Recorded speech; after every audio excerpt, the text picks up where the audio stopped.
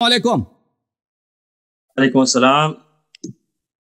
सुनाए जनाब, खैरियत से हैं? अल्लाह यार भाई क्या हाल है? ठीक है, अल्लाह का एहसान है। थैंक यू ठीक है। सर, थैंक यू, बहुत मेहरबानी ये आपकी। तो आपके दोस्त हैं जी, अल्लाह आपको इज्जत, अदनान साहब का। अल्लाह जी। आपको बहुत इज्जत है। Thank you sir. ये तो बड़े प्यार प्यार से आपसे करते हैं ये मुनाजरा। बेचारे, ये दाढ़ी इन्होंने तो रखी है, कोई आलिम दीन नहीं है बेचारे। दाढ़ी तो इनकी लंबी है लेकिन ये कोई आलिम नहीं। आपको किसने कहा कि हर लंबी दाढ़ी वाला आलिम होता है? नहीं, लोग समझेंगे ना कि आप कोई आलिम दीन है बेचारे। वो मैं भी पहले शुरू में समझ रहा था आप आलिम दीन है, वो किताबें वगैरह भी पढ़ता है ना, तो मुझे भी गलत फहमी थी, लेकिन बाद में पता चला कि आप आलिम नहीं है।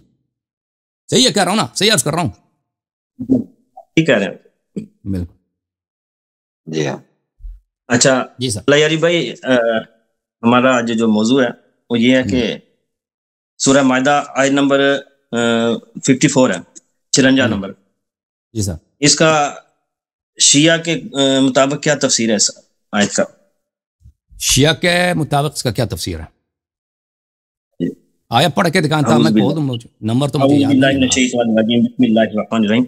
या अय्युहल्लज़ीना आमनु मैं यर्तद्द मिनकुम अन दीनिही फसौफा यातिल्लाहु बिकौमिन युहिब्बुहुम व युहिब्बूनहु अज़िल्लतिन अलल मुमिनीना अइज़्ज़तिन अलल काफिरीन युजाहिदूना फी सबीलिल्लाहि वला यखाफूना लौमता लाइम ज़ालिका फ़ज़लुल्लाहि युअतीहि मन यशा वल्लाहु वासिउन अलीम।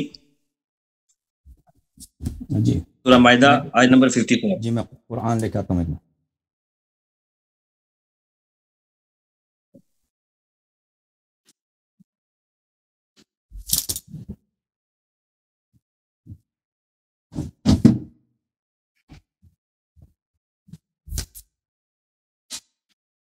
काज़मी साहब। जी सर। सूरत माइदा आयत नंबर 54। औज़ु बिल्लाहि मिनश शैतानिर रजीम।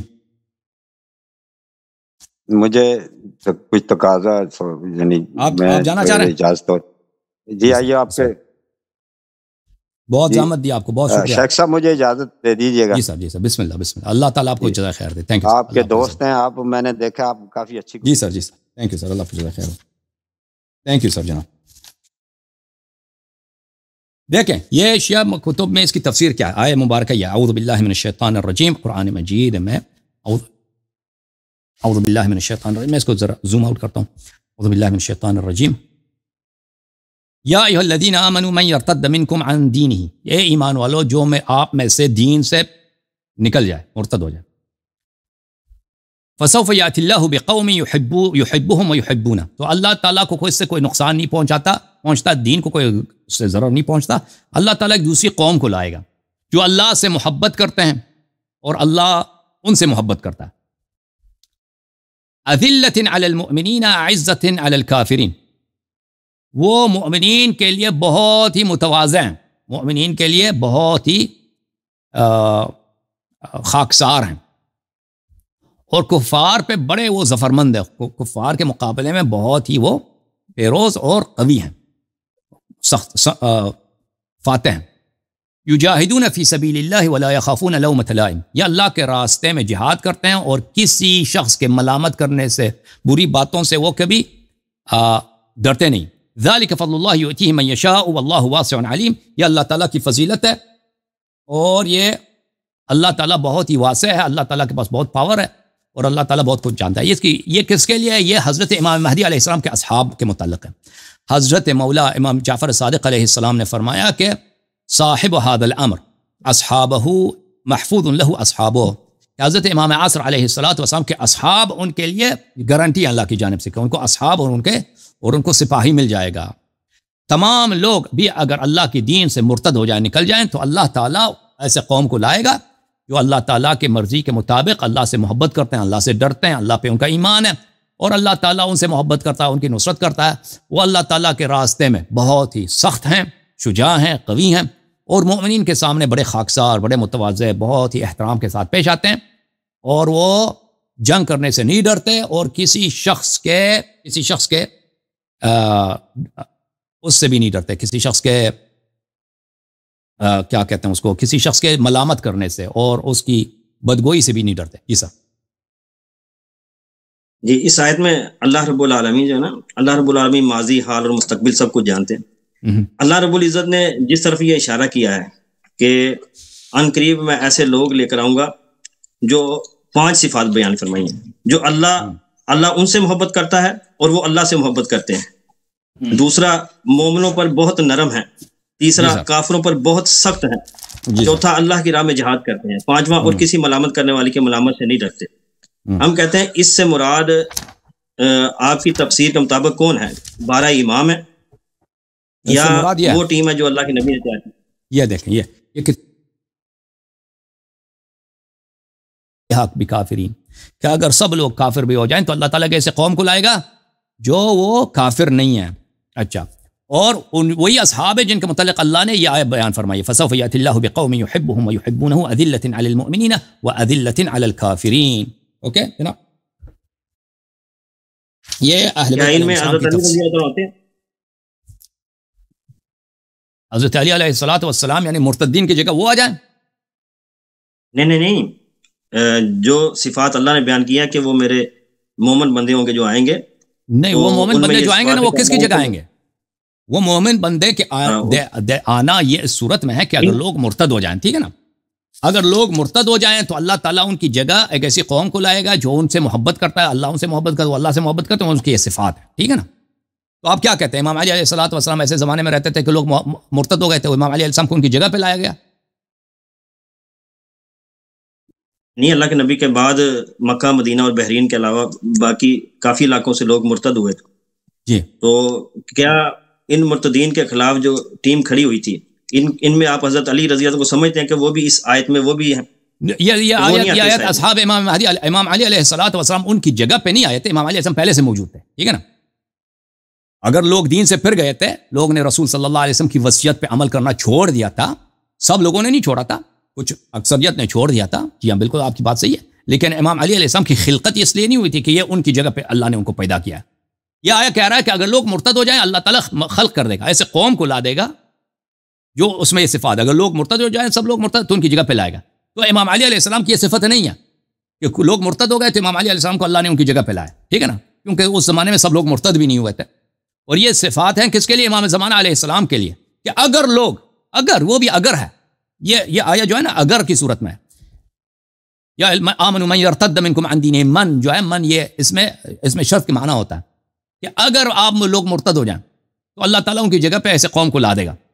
تو یہ بھی امام زمانہ علیہ السلام کے لیے گارنٹیڈ ہے اللہ کی جانب سے کہ اگر لوگ مثلا ان کے منکر ہو جائیں، ان کے دشمن ہو جائیں، کوئی ان کا ساتھ نہ دے اور لوگ دین سے پھر جائیں، تو اللہ تعالیٰ نے گارنٹی دی ہے کہ ان کو اصحاب مل جائے گا. یہ آیت حضرت ابو بکر صدیق، عمر فاروق و عثمان غنی رضی اللہ تعالیٰ عنہ کے متعلق ہے کہ اللہ رب العالمین نے فرمایا تھا کہ اگر کوئی مرتد ہو جائے تو اللہ رب العزت ان لوگوں کو لے کر آئے گا. ہاں جی، نس میں بتاتا ہوں. ابو بکر عمر تو پہلے سے موجود تھے نا، ان کی جگہ پہ ان کو تو نہیں لایا. جی پہلے موجود. اللہ رب العالمین نے ان کو خلافت بھی عطا فرمائی تھی نا. نہیں، اس میں خلافت کا ذکر نہیں ہے نا، حکومت کا ذکر نہیں. ابو بکر کوئی ایک امام ثابت کریں اس 5 صفات کے اوپر کہ اللہ ان سے محبت کرتا ہے اور وہ اللہ سے محبت کرتے ہیں، مومنوں پر نرم ہے اور کافروں پر سخت ہیں، اللہ کی راہ میں جہاد کرتے ہیں اور کسی ملامت کرنے والے کی ملامت سے نہیں ڈرتے. ہم نے دیکھیں یہ صفات سب اہل بیت علیہ السلام میں کہ وہ اللہ سے ان سے محبت کرتے ہیں، وہ اللہ سے محبت کرتے ہیں، وہ کفار سے نہیں ڈرتے ہیں، مسلمانوں کی وہ سے پیار کرتے ہیں. یہ تو سب اہل بیت علیہ السلام میں. لیکن اہل بیت علیہ السلام کو کیا اللہ اس لیے پیدا کیا کہ وہ مثلا مرتدین کی جگہ پہ ان کو پیدا کیا؟ یہ آیا اس طرح نہیں ہے. ہاں، آیا یہ کہہ رہا ہے کہ اگر لوگ مرتد ہو جائے تو ان کی جگہ پہ اللہ تعالیٰ کسی کو پیدا کرے گا جس میں یہ صفات ہے. ٹھیک ہے، لوگ مرتد ہو جائیں تو ہمارا یہ عقیدہ نہیں ہے کہ اللہ تعالیٰ نے اہل بیت علیہ السلام کو مرتدین کی جگہ پر کرنے کے لیے پیدا کیا. یہ آیا قضیہ شرطیہ ہے، ایک شرط کے طور پہ بیان کیا کہ اگر لوگ مرتد ہو جائیں، امام زمانہ علیہ السلام کے ساتھ کوئی نہ دے، تو اللہ تعالیٰ نے گارنٹی دی ہے کہ ان کے لیے ایسا اصحاب پیدا کر دے گا اللہ تعالیٰ. اوکے. یہ شیعہ کی قرآن کی تفسیر ہے، اس کے اندر حوالہ ہے کہ اس سے مراد 12 امام ہیں. یا ان کے اصحاب کے متعلق ہے. بالکل مجھے نہیں معلوم کس کی تفسیر ہے. تو میں کہتا ہوں کہ اگر حضرت علی رضی اللہ تعالیٰ عنہ جو ہے وہ بھی 12 اماموں میں ظاہر سب سے افضل امام وہ ہے، تو ہم کہتے ہیں کہ حضرت علی رضی اللہ ثابت کریں کہ وہ ان 5 صفات کے اوپر پورے اترتے ہیں۔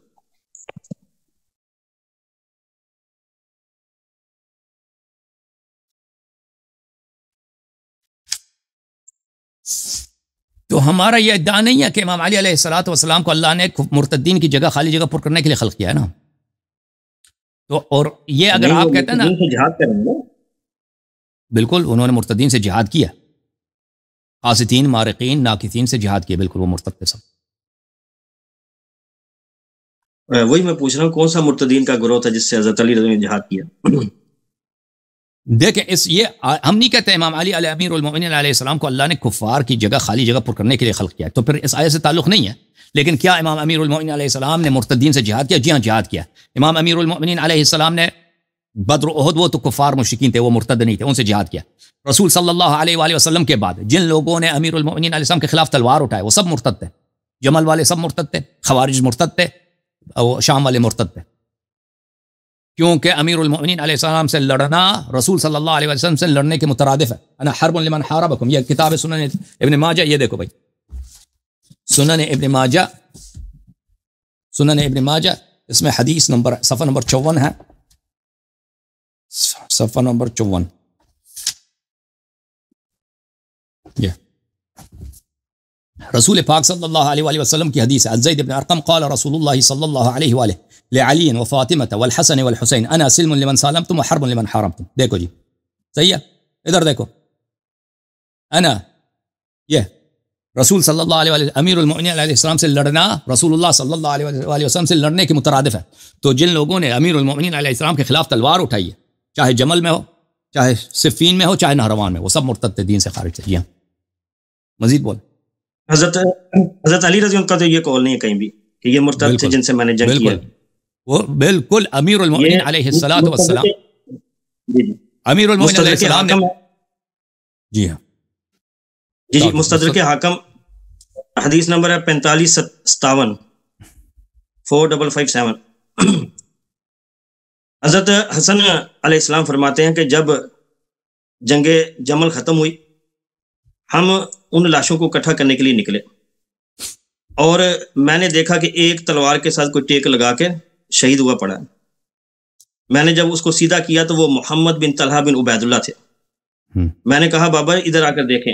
حضرت علی رضی اللہ عنہ قریب آئے، جب دیکھا تو وہ محمد بن طلحہ بن عبید اللہ تھے۔ کہا اللہ کی قسم یہ تو بڑا نیک بچہ تھا، انا للہ و انا الیہ راجعون۔ حضرت حسن رضی اللہ تعالیٰ کہتے ہیں کہ اے بابا میں آپ کو اس سفر سے مسلسل روکتا رہا، لیکن آپ پر فلاں فلاں لوگوں کی رائے غالب آ گئی۔ حضرت علی رضی اللہ فرماتے ہیں کہ مستدرک حاکم شیعہ کتاب نہیں ہے نا، حدیث سنیں نہیں، حضرت علی رضی اللہ فرماتے ہیں کہ اگر مجھے پتا ہوتا کہ معاملہ یہ ہوگا تو میں آج سے 20 سال پہلے اللہ سے موت کی دعا کرتا۔ تو حضرت علی رضی اللہ تعالیٰ کے مقابلے جو آپ کی کتاب ہے نا، اس کو ہم پہ حجت کیوں بناتے ہو؟ وہ بھی قصاص لینے کے لیے اللہ کے حکم پر کھڑی تھی وہ۔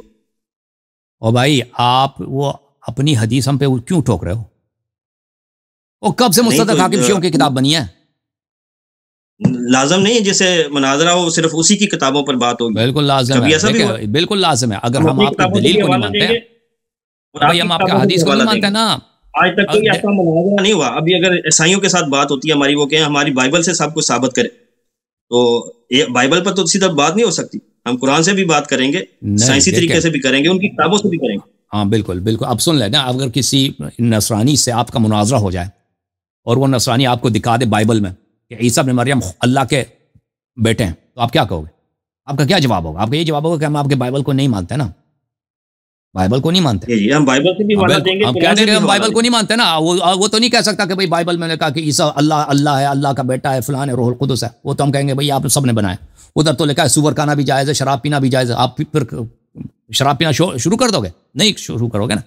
تو اسی طرح ہم آپ کی کتابوں کو نہیں مانتے، ہم صرف اس وقت آپ کی کتاب کو مانیں گے کہ پہلے آپ اپنا مذہب ثابت کریں۔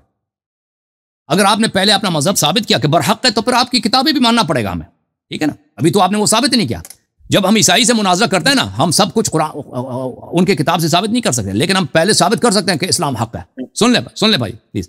جب ہم نے ان کے لیے ثابت کیا کہ اسلام حق ہے، نبی کریم صلی اللہ علیہ وسلم اللہ کے رسول ہیں، پھر ہم بہت سا ہمارے سب کتابیں ان کے لیے صحیح ہو جائیں گی. ٹھیک ہے نا. بات یہ ہے آپ نے ابھی تو ثابت ہی نہیں کیا آپ کا مذہب حق ہے, تو شروع ہو گئے اس مستدرک حاکم سے حدیث نقل کرنا. ہاں یہ آپ کی کتاب کے حوالہ دیتا ہوں. نہج البلاغہ ہے, صفحہ نمبر 67 ہے, مطبوعہ جو ہے وہ بیروت ہے. جی سر. حضرت علی رضی اللہ تعالیٰ جنگ جمل میں خطاب کرتے ہیں اپنی فوج سے. کیا کہتے ہیں؟ کہتے ہیں تم حق کو ترک کر چکے ہو, اپنے امام کی نافرمانی کر چکے ہو, تم خائن اور بددیانت اور فسادی ہو.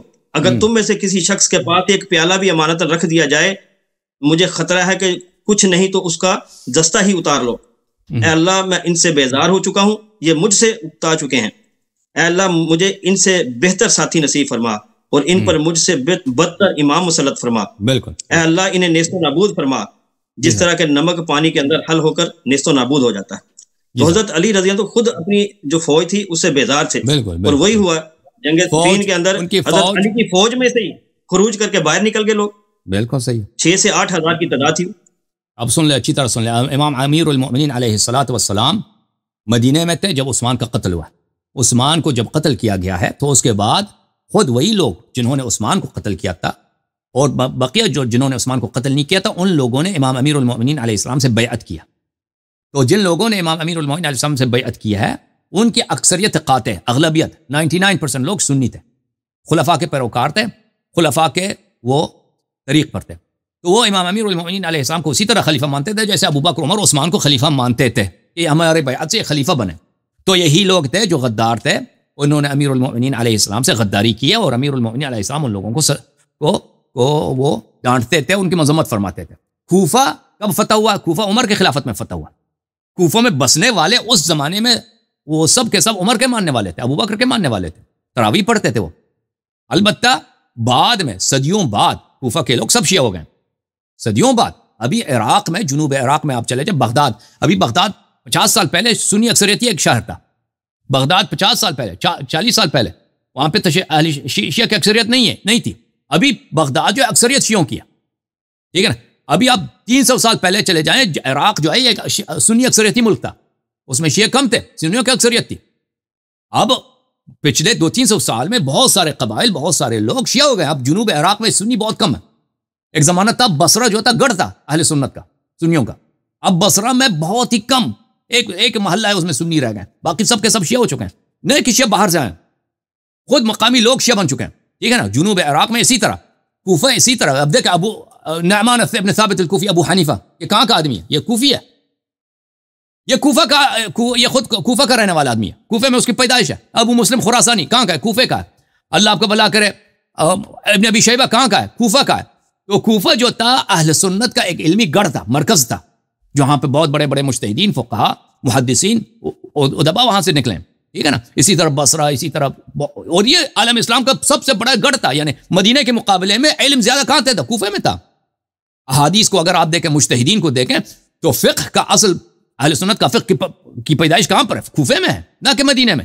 ان کے احادیث کہاں, اکثر محدثین کہاں پہ تھے؟ کوفے میں تھے نا, نہ کہ مدینہ میں یا مکہ میں یا بغداد میں. بغداد تو بعد میں پیدا ہوا ہے, بغداد تو بعد میں بنی عباس کے زمانے میں بنا. تو امیر المؤمنین علیہ السلام کے زمانے میں کوفہ جو ان کا دارالخلافت تھا, اور عراق اور تمام عالم اسلام, اس میں آج بھی عالم اسلام میں اکثریت اہل سنت کی ہے. اس زمانے میں تو اہل سنت کی اکثریت ہر جگہ پہ تھی. تو اگر آپ سمجھتے ہیں کہ امیر المؤمنین علیہ السلام سے صرف شیعوں نے بیعت کیا ہے, شیعہ اثنا عشری جو ان کو سمجھتے تھے کہ نص کے ساتھ خلیفہ بنے, تو یہ آپ کی بہت بڑی غلط فہمی ہے.